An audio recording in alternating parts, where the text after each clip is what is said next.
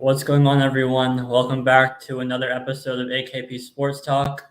As always, I'm Ari here with Korea. How are you doing today, Korea, and how was your weekend? My weekend was pretty good. As you said, we got to unfortunately see the Astros win the World Series, but congratulations to them. But that means the free agency period for baseball now starts Thursday, and I've seen so many reports about potentially where Jacob DeGrom may go, Aaron Judge, all the top free agents in baseball.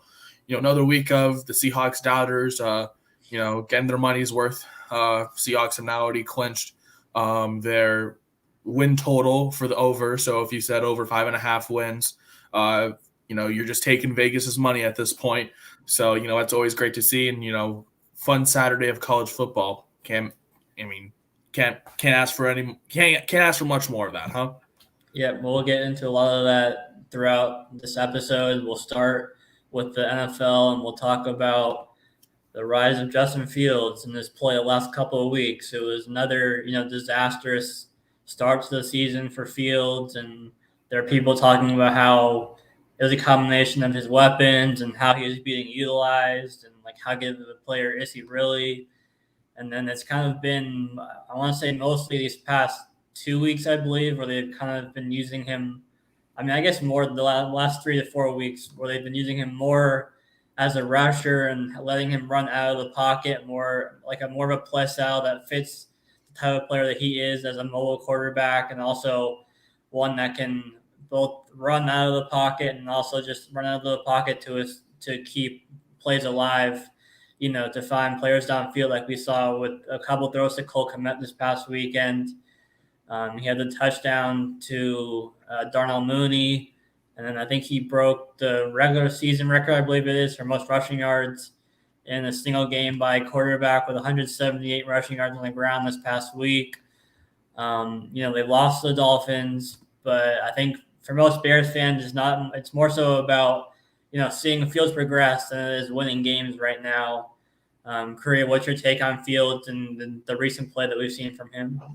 I mean, yeah, it was a great game and all. I'm not gonna, say that, Justin Fields in the air was, fantastic, because it was mostly on the ground where he was shining. I mean, he ran for almost 200 yards against a Miami defense that, is, not the strongest against the run, but, should have, been able to just stop Justin Fields. Even Mike McDaniel on the sideline, he was like, "How are you doing this?" Like, it's just, very intriguing to see how Michael Vick-esque we see in Justin Fields. But, Michael Vick had the air quality with the throw. And, we're still waiting to see whether or not Fields can make the throw. And yes, it was great to see Darnell Mooney have a pretty decent game. He had some nice catches, and Cole Kmet was his favorite target on Sunday. But still, I mean, Miami's defense hasn't been the greatest this year. It's obviously been, the reason that they're winning has been their offense, and their defense was kind of been a struggle. That's why they tried to.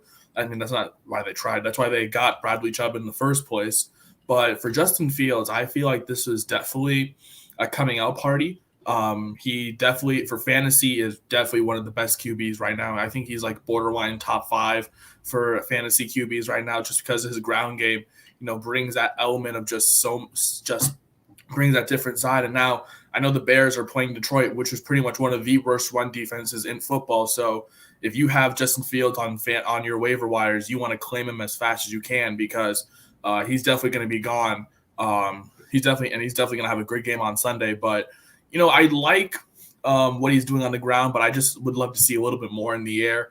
Obviously, they had the loss, but for Bears fans, it was kind of a win in itself, because they played close to a pretty good or pretty decent Miami football team that is pretty much in it to win now. And you see the whole AFC East division, and pretty much you can claim anyone in that AFC East division now to be pretty much a suitable team to either win or, just have that level of competition right there. And I feel like for Justin Fields right now, it's a coming out party that is, still evolving. Obviously, that Bears offense is still going to be changing. They just added Chase Claypool, and that was his first game. And, there was that very controversial non-PI call that could have gone either way. A lot of people are saying that the NFL rigged that moment, or referees are blind and stuff like that. And it was pretty close, so that's either or. But in the end, I did like what Justin Fields was doing on the ground. He looked like pretty much one of the best dual threat quarterbacks that we've seen in a long time right now.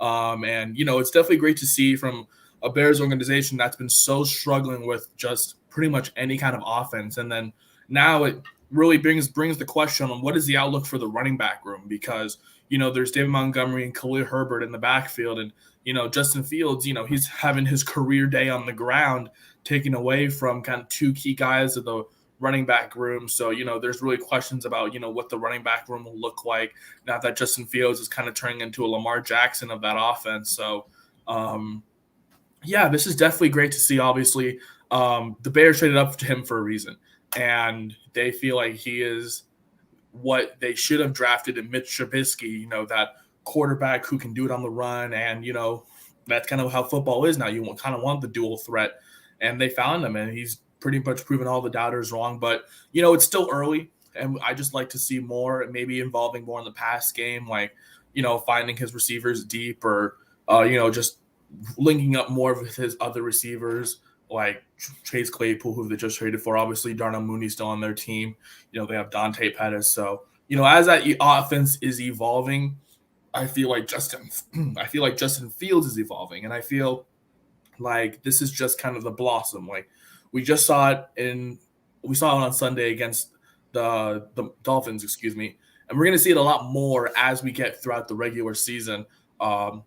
Potentially for a playoff push, I don't know, but the Bears defense is horrible right now. But I feel like this is just kind of the catalyst for an offense that is starting to get themselves under their own feet. Yeah, I mean, they traded away, obviously, Quinn and Roquan Smith, so I think everyone knew their defense wasn't going to be good, moving forward. But, obviously Fields isn't the most prolific passer still. But, I mean, still 3 for 3 touchdowns this past week. And then, obviously he's not going to rush for 100-plus yards every game, so I think that in of itself will lead to more passing yards. I mean, the Dolphins were kind of in the backfield a lot, their pass rush. And so Fields, I think that was part of why Fields ran so much, was because he's getting pressure as much as he was. Now you got, the Lions and the Falcons coming up, where they're probably not going to put quite as much pressure on Fields, in the backfield. So we'll see if he can kind of take a step forward in the passing game. Also, as, another week of Claypool getting used to the playbook and all of that. That was his first, full game, with Chicago, so he should get more adjusted to the offense. So, like I said before, I think it's more about seeing Fields progress and see that you can rely on him as a, franchise quarterback than it is winning games if you're the Bears right now. I think that, like you said, it's the perfect type of game this past week where you lose, which is good, which is good for the draft pick, but it's still a good showing, and you're so competitive, in that way. Obviously, if you're a Bears fan, you want them to win. You're not going to root for them to lose, obviously, but part of it is also just seeing them be competitive and stay competitive against, a playoff caliber team like the Dolphins. So he has another couple favorable matchups coming up against the Lions and Falcons. Then you got the Jets and Packers, and then the bye. So we'll see kind of how Fields progresses, like you said, as the season closes up. We'll kind of see how Fields can progress as a passer, and then we know, he has 4 straight games with at least 60 rushing yards, so we know his ability as a rusher. We'll see how they can take a step forward, as a passer. Now we'll stay in the same division with the Packers and Aaron Rodgers. We both predicted the Lions to beat the Packers this past week. But I don't know about you, but for me, my basis is more on the Lions' offense, not their defense, picking up Rodgers 3 times.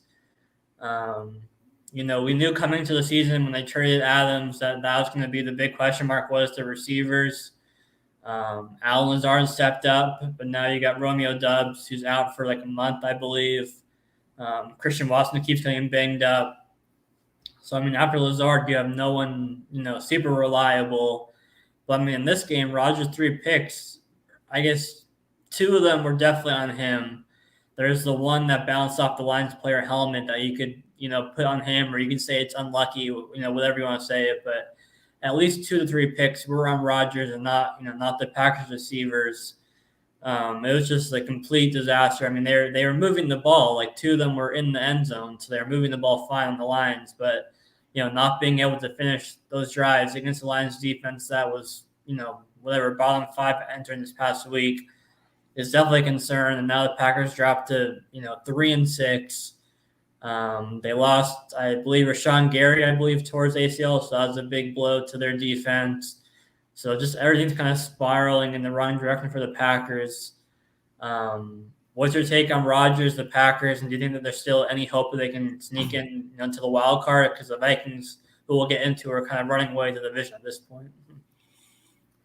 The thing that was really questionable for me is the fact that I already knew that this Packers team was not going to, contend for the division, because I knew the Vikings were in this win now mode and the Packers are in this weird space. They traded away Devontae Adams. They signed Aaron Rodgers, and, that was the mistake. And I feel like you should have prioritized keeping Adams, but then again, at the cost, what does that do for Aaron Rodgers? And, age comes, and, we've seen it regress with all these older quarterbacks, Tom Brady, Aaron Rodgers, Russell Wilson, all these older quarterbacks are just out of their time. And I feel like it's just Aaron Rodgers' time. I mean, this Packers team, they're already banged up. They lost so much defensively. Alexander can't do it by himself. Offensively, we see how bad they are. And I already knew that this Lions game last Sunday was going to be pretty evident of how bad the offense is, but I didn't know it was going to be this bad. This offense can't do anything. I mean, they can't run the ball, and then Aaron Jones was getting injured, and, Dylan with his ball security issues, and, you mentioned Christian Watson always being banged up. Romeo Doubs is now out for a month. Allen Lazard is kind of the only guy they have, and after him, who else? Robert Tonyan? I mean, he's not really a reliable tight end who gets a lot of receptions, and then you have Sammy Watkins, who, just has not been used in that offense still. And, it just really brings the question, like, why didn't this team trade for a wide receiver when they had the time to do it at the trade deadline?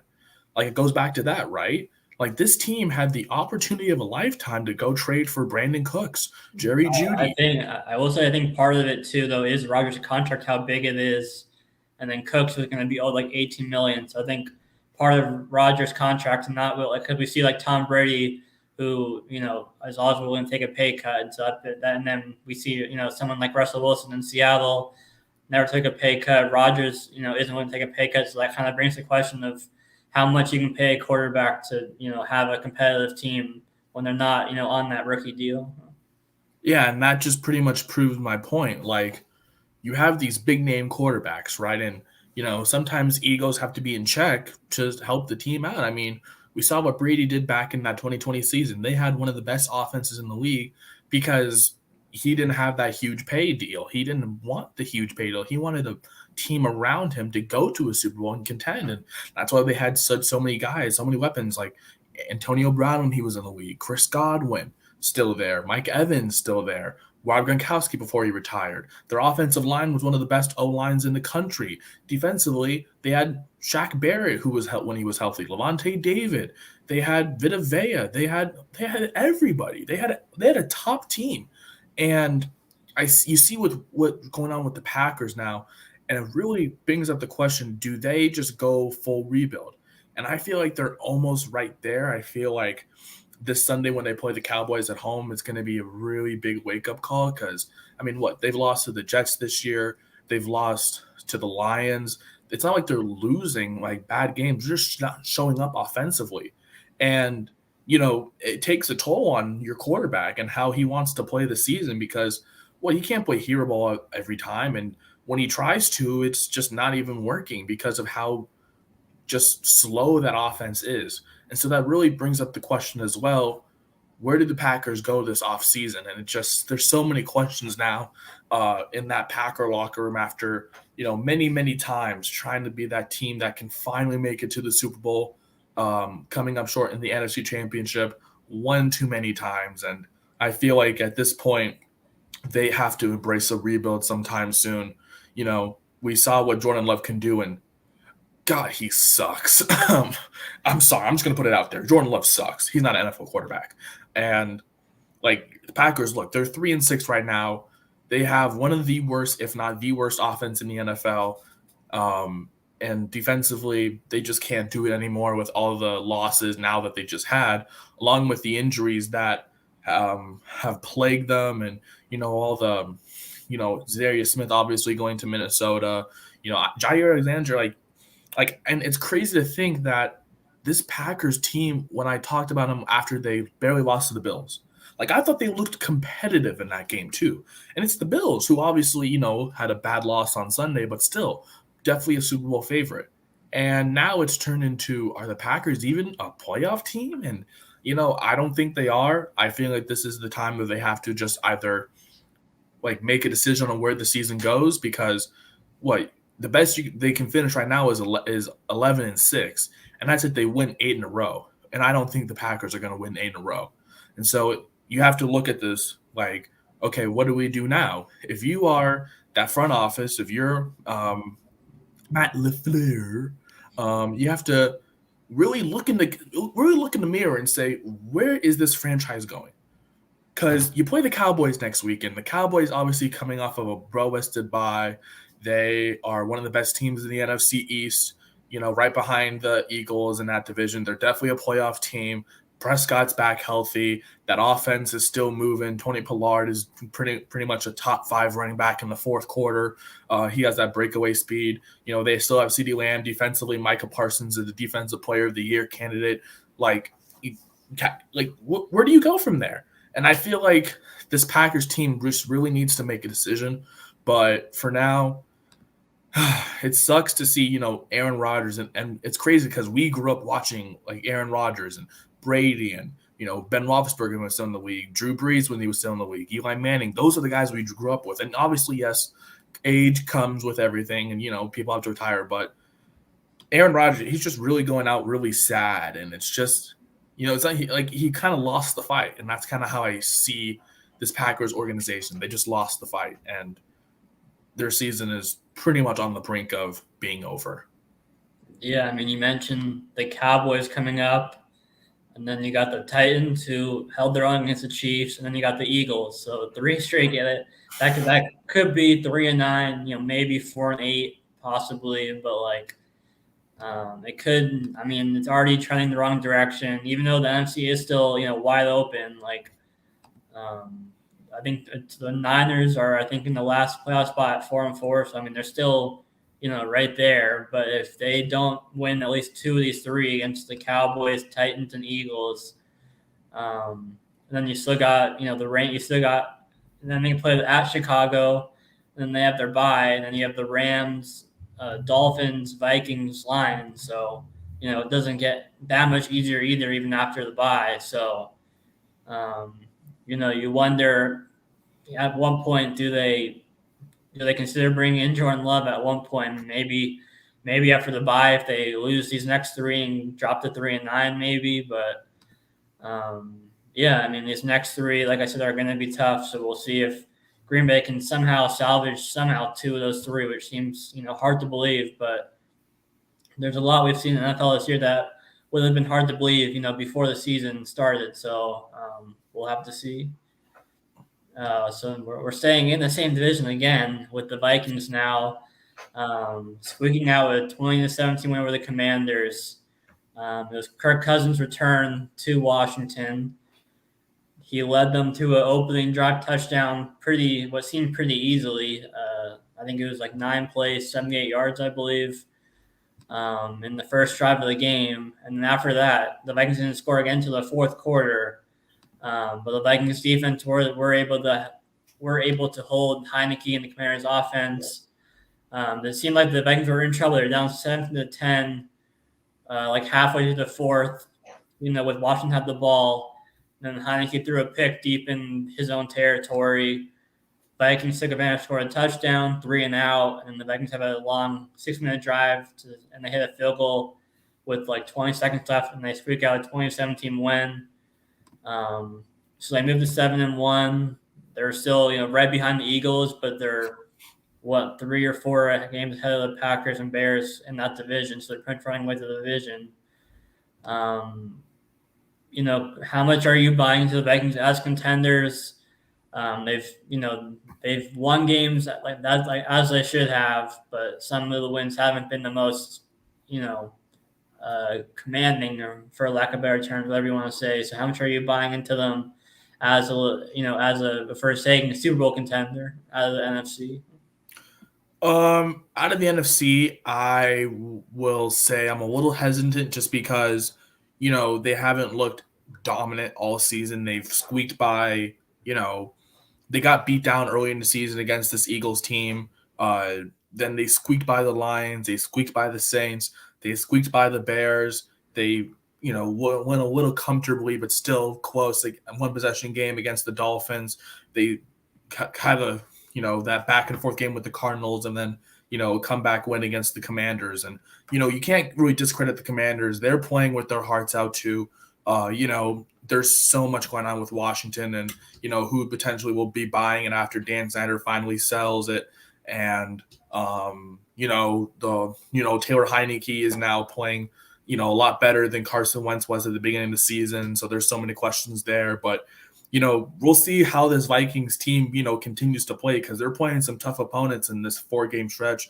Obviously, they got to go travel to Buffalo next week, and then the Cowboys come to Minnesota, and then they host the Patriots on Thursday for Thanksgiving, and then they host the Jets. And, those are 4 teams who are actually playing great football right now. And so I feel like this 4-game stretch will really tell if this Vikings team is for real or not. Because after that, they play the Lions and the Colts, then they have one more matchup with right now a team over 500 against, and that's the Giants at home. So I want to say this Vikings team is for real, but this next 4-game stretch will really tell if they're for real or not. I'd like to see Kirk Cousins, really ball out now that he has, the great opportunity to do so. But it's definitely great to see, Kirk Cousins on the plane dancing with all that jewelry on his neck. But, now you can't be dancing anymore. You got to play the Bills. And that's a Stephon Diggs revenge game, if anything. He's going to have a very, very fun time playing against his former team. Then you welcome the Cowboys in, and, the Cowboys and Vikings are always play two teams that always play close to each other. And then you got to play on prime time, and we know Kirk Cousins in prime time. Ugh. And then you finally welcome in the Jets, who are no sleeper team. You can't just walk over the Jets anymore. So we're going to see if this Vikings team is for real in this 4-game stretch. If they can make it out, maybe 2-2 or 3-1, then they get my respect. But, this 4-game stretch will really tell if the Vikings are for real. Yeah, I agree for sure with that coming stretch. Even 2-2, would put them in solid position. Obviously a win is a win at the end of the day, no matter how it comes by. But, it's still, you still want to see them have some more convincing wins over some of the teams that they played. But yeah, we'll see these next 4 weeks against 4 playoff, either contenders for the Super Bowl or playoff caliber teams. Whatever you want to say, will definitely, kind of test where the Vikings are at in terms of the whole landscape of, the NFL and the playoffs and all of that. So now we'll jump over to the West, to the NFC West, with the Seahawks just going to keep on getting it done. I'm still seeing people disrespect the defense. I saw a stat on ESPN the last 4 weeks where they're 4-0 the last 4 weeks. Their defense ranks first in yards per play, tied for first in sacks, second in QBR, opposing QBR, and tied for second in takeaways. And Tariq Woolen has allowed the 4th lowest passer rating as the nearest defender in coverage this season. It's been both sides of the ball, really. Shout out to Geno Walker leading the offense. But the defense has really, really turned the corner in the past 4 weeks after they were maybe bottom 3 the first month or so of the season. And now they perform like a top 5 unit the past month.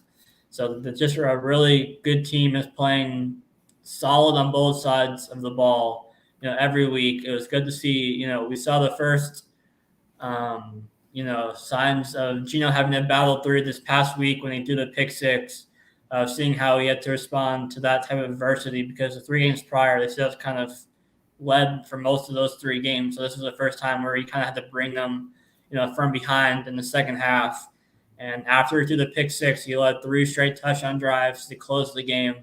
Other than the drive they had as time expired that they ran the clock out, obviously, but the 3 drives before were all touchdowns.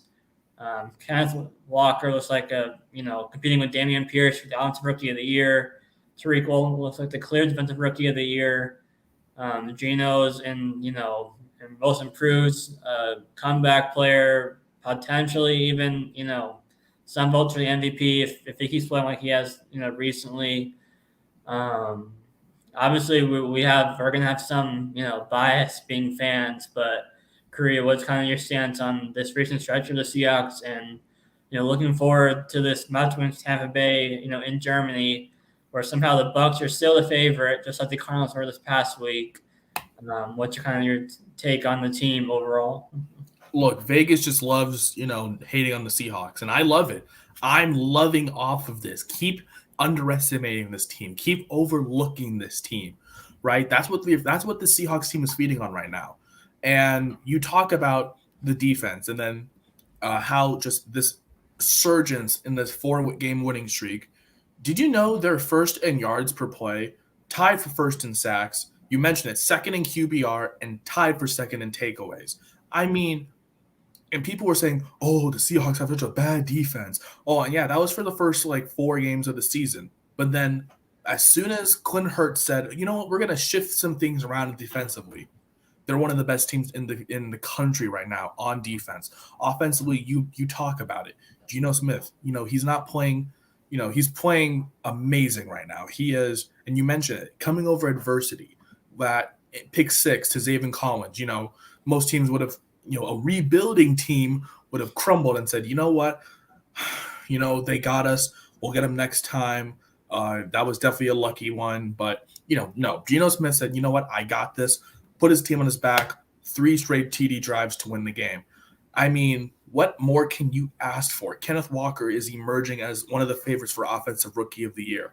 He's emerging as a top 15 running back right now. Let's just talk about that. And people will say that's bold. I don't care.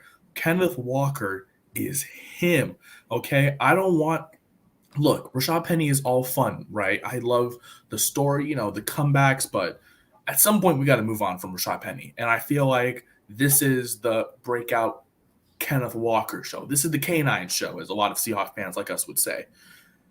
Obviously, the Bucs are favorited because they have Tom Brady. They're the favorites because they have an offense that is very capable. But the one thing is that they don't have an offensive line, and that's a big difference in how this game will go. Obviously, this is all the way in Munich, Germany. I can't believe I have to get up at 6 a.m. on Sunday to watch this game. But good Lord, I'm have 6:15. I'll have my tea, and I'll be watching the Seahawks get ready to play in Munich, Germany. But I think the Seahawks team is legit, man. I've been watching this team all year, and at first it was nice for this team to get the win over Russell Wilson, and they started losing back-to-back games. They struggled against the Niners, and then they lose to the Falcons, and you're like, oh well, maybe it's time for the rebuild now, but. Then they beat the Lions on the road and like, hold up here. Maybe this offense is actually here to stay. They lose a close one to the Saints, and that's only by 7. But then after that Saints game, that defense turned. Cardinals and Chargers, Giants and Cardinals again.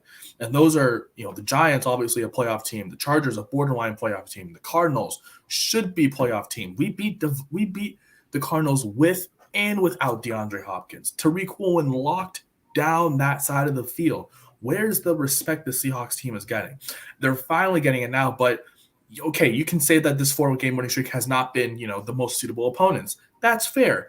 This team still has to face the Bucs, the Rams twice, the Niners once again, the Chiefs and the Jets.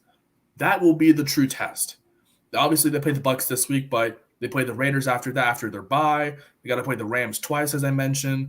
They still play the Panthers, the Niners once, the Chiefs. I mean, the Niners, Chiefs, Jets, and Rams, that's the end of the regular season. That is not easy whatsoever. So that 4-game, just like the Vikings, if the Seahawks can manage to get out of that 4-game stretch with maybe 2-2, then you know what? this team was legit. But, that's all the way in December. We're in the beginning of November. And this team, I'm just enjoying the ride. There were no expectations for this team. Vegas had us winning pretty much around 5.5 games over under. I would have said smash that over because that's way too low. Hell, there were some people, I want to call it these TikTok people. All these TikTok fantasy football know-it-alls who think they know everything. Like I saw one guy, this guy, fantasy football AZ, he said, "Oh, the Seahawks are going to be 0-17. Oh, this is the worst team I've ever seen in football. This team will not do anything. Bookmark it, come back to me." And then he's already making apology videos, loser. So that's what I'm saying. This Seahawks team is legit. Obviously, they've had a easier first half. The back half of the season, after their bye after this game against the Buccaneers, is going to be a lot more difficult with facing the defending champs twice, the Niners again, Chiefs, Jets.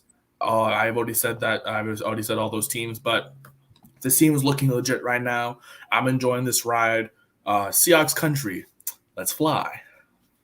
Yeah, I'm really looking forward to the Chiefs game in Arrowhead. I think it's Christmas Eve, I believe, is that game. So that the Jets should be fun. DJ Reed facing his former team. Yeah, they definitely still have probably their toughest game still left to go, but by then they could potentially have the division close to locked up at that point because that's later in the season if the 49ers hit a rough patch or whatever. But I'm also looking forward to the game between the Seahawks and 49ers later in the year because this isn't even close to the same Seahawks team that faced them in week 2. So we'll see how all that plays out. We'll stay in NFC West.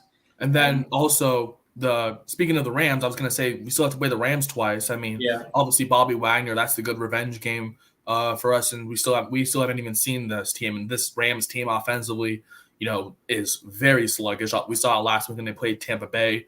And then continuing, the Rams, I mean, look, they don't have an offensive line. They lost a lot of that offensive line, and that's proving to be too evident. Matthew Stafford is trying, but that offense just can't do anything. It was late in that game, obviously. It was 4th and goal. Brady overthrows, and with about a minute left, they still had 2 timeouts. Rams get the ball. All they need is a first down. All they need to do is move the chains, and this game is over. They can't even do that because of how bad their offensive line is. Now, credit, Tampa Bay obviously has one of the best pass rushing defenses in the league, but still, all you need is 10 yards, and they've been doing that. They know this. These two teams know each other. They played each other in the divisional round last year.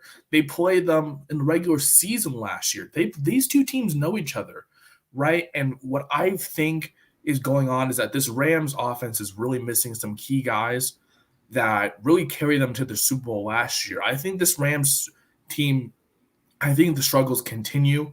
Obviously, if they play like a good pass rushing team, but for now, I mean, it's crazy to think that the Rams are really in a bad Super Bowl hangover right now. I mean, you look at the remaining schedule for the Rams.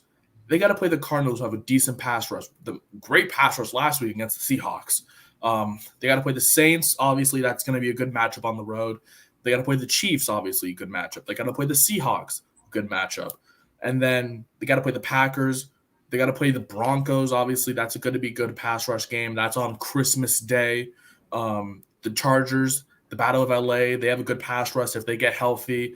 The Seahawks, again, like they're playing teams that have good pass rush. Like out of the remaining teams, I can count 1, 2, 3, 4, 5, 6, 7 teams that have a good pass rushing defense against them. And I feel like they need to find some help or maybe switch that O-line up because that's one of the big problems. Defensively, there's no problems. Obviously, Jalen Ramsey is still a lockdown corner. Aaron Donald is still one of the best, if not the best, defensive tackles in football. Bobby Wagner is one of the best linebackers in football. Leonard Floyd is one of the best linebackers in football. They have so much talent on that defense. Their offense was kind of the one thing that was like, can we get this moving last year? It was, but now the offensive line is gone, and that was a really big part of how Matthew Stafford was able to get out of the pocket, find Cooper Kupp deep, or, have time to really let the play develop and find, OBJ when he was down there. And, now it's this offensive line, and Obviously, the whole Cam Akers situation, he didn't even look that great in the game either. I mean, just because of how bad that pass rush, that offensive line really is. So I feel like the offensive line could be one of the bigger things that is kind of holding this Rams team back from having any success. Yeah, I mean, you mentioned Super Bowl hangover, and they're taking it to a whole different level. Yeah, Stafford has like no time in the pocket. They have no rushing attack that helps open up the passing game either. So it's just nothing, no type of rhythm going. I think Ramsey called out the offense after the game too, talking about how like they shouldn't have to be put back out on the field after they got the stop, the possession before they scored the game-winning touchdown. So that team is all sorts of out of sync. Obviously, like I said, the Packers, they're still within 2 games out of the playoffs right now. So there's still time for them. There's still an opportunity for them to turn it around, but there's not much time left. And like you said, they're still facing a lot of good pass rushes left in the season. So they're going to have to fix something on the offensive line, or else they're going to have the same, troubles the rest of the year. In terms of protecting Stafford and establishing a running game and all of that they need to start to win games. So that will do it for the NFL talk. I think we'll probably go live on Thursday probably to go over the Week 10 slate. Now we'll get into some of the college football games from this past weekend, and there are some crazy, crazy games. We had Clemson getting blown out, Tennessee basically getting blown out, and the score wasn't as close as the score suggests. You had LSU upsetting, Alabama on the 2-point conversion. What were your biggest takeaways from this past weekend? Yeah, so I mean, this is a crazy week for college football, pretty much. I mean, you talk about Georgia and Tennessee, and a lot of people were kind of up in the air about why Georgia was number 3 after the college football rankings, which come out about in a couple hours. So we'll see how all of that has played out heading into this next week. But I was like, why is Tennessee at 1 and Georgia's at 3? We saw what happened. Georgia's defense is the best defense in all of college football. And then, look, this has pretty much opened the door for so many possibilities, right? And for the college football playoff, because obviously this is one of the final years. It's going to be the 4 teams. So futuristic, we'll have that 12-team playoff. But the 4 teams right now that are in are Georgia, Ohio State, Michigan, and TCU. Obviously, Ohio State and Michigan are kind of on a collision course to when they play each other in about 3 weeks on the final Saturday during rivalry week. TCU, look, they have some tough competition to play still. They got to play Texas. Baylor's still a good team, and Texas is a favorite in that matchup. And TCU, they haven't been looking too great recently. And I feel like, this really opens the door to so many possibilities. I think this could be one of the craziest who is going to be the 3 and 4 right now, because right now the number 1 is definitely going to be Georgia, right? They're on a path of success, and then it's everybody else. I feel like number 2 could be the winner of Ohio State, Michigan. I feel like the 3 could be the loser of Ohio State, Michigan. The 3 could be whoever comes out of the Pac-12, and the Pac-12, that's the Pac-12 is so close to the top. I mean, and then Oregon plays Utah next week, and UCLA plays USC next week, and it's just like, the top 4 teams, that's just crazy, right? And then LSU is a 2-loss team, but they're up there. Tennessee is a 1-loss team, but they're up there. Alabama, 2-loss team, they're still up there. Ole Miss still has a chance to be up there. Clemson, they could somehow turn around this season. They could end up there, right? And it's just, I feel like right now, what's going on in college football is that this is going to be coming down to the wire. I feel like this is going to be the craziest who's in, who's out that we've seen in the college football playoff era. Georgia, I feel like, is definitely the most dominant team in football on all sides of the ball. Stetson Bennett can do it. They had a little bit of a slip up when they were playing, earlier in the season, but after the game against Missouri, they turned it around. They beat Auburn by 32. They shut out Vanderbilt at home. They easily handled Florida. They easily handled Tennessee. And then looking at the rest of the season, I mean, they play Mississippi State, please. They played Kentucky, please. And then they played Georgia Tech, please.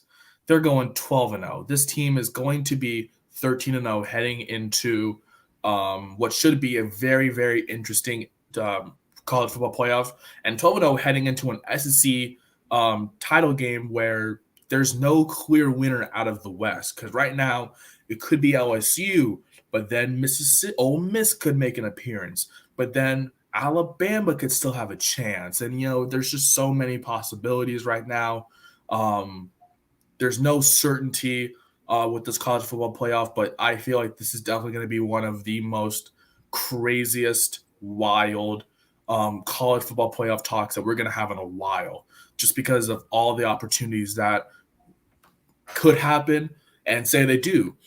Like, there's the possibility that could be a 1-2 loss Big 12 champion, a 1-2 loss Pac-12 champion, a potentially 1-2 loss Big 10 champion, a 1-2 loss ACC champion, a 1-2 loss SEC champion potentially. Like, I feel like this is definitely going to be the year where a lot of questions are coming for the college football playoff, and we're getting toward that time. It's almost the end of the season. There's about 4 weeks left for some teams, 3 weeks for three games for other teams, 4 games for most. But here we are. This is the deciding factor, and I feel like as we get closer and closer to Thanksgiving, it's really gonna open up that discussion on who's in and who's out. And obviously, starts pretty much today with how these rankings come out. But man, it's gonna be one hell of a ride to championship weekend. Yeah, I mean, it was already wide open, and I feel like, Clemson getting blown out, Alabama losing both, maybe even more, kind of wide open for those last 2 spots. I mean, even Ohio State has had some, not so convincing wins as well this season. So, like you said, I feel like it's Georgia and the field for the most part, and I think it'll come down to those conference championships for the most part. Will play a huge role in who gets those last 3 and 4 spots, because like you said, it's probably going to be the Ohio State Michigan winner that gets that two spot most likely. I mean, even the loser could still sneak in to 4 potentially if more teams keep losing. The winners of the UCLA, USC, and Oregon Utah teams could still be in the conversation to sneak into that 4 spot. So there's still, like you said, there's 8, 10, maybe around there that still have an argument to potentially sneak into the 3 or 4 spot if they can, win out. And we have another a month or so left of the regular season, maybe a little bit more than that. But yeah, bowl games start mid-December normally. So yeah, we're already pretty much a month away for the regular season, and then we got the conference championships and all of that. So it should be a pretty fun ride to close the regular season, and a lot of good games that we'll have coming up in the regular season. The conference championships and all of that. So I think that will do it for this episode. Thank you all for tuning in. We'll catch you all probably Thursday for our previewing Week 10 of the NFL, and then pretty soon we'll also cover MLB free agency. We'll talk more NBA. Yesterday we had college basketball start back up with 200 plus games. We had some crazy upsets as well. So shout out to Florida Gulf Coast University. Yeah, them, and Cal Baptist think what beat Cal too. So yeah, we'll have a lot more covered on more sports than just the NFL pretty soon as we get into November or later November and then December and then New Year. So thank you all for tuning in. Please be sure to like the video, subscribe if you guys haven't already. Leave a comment, and we'll catch you all on the next episode.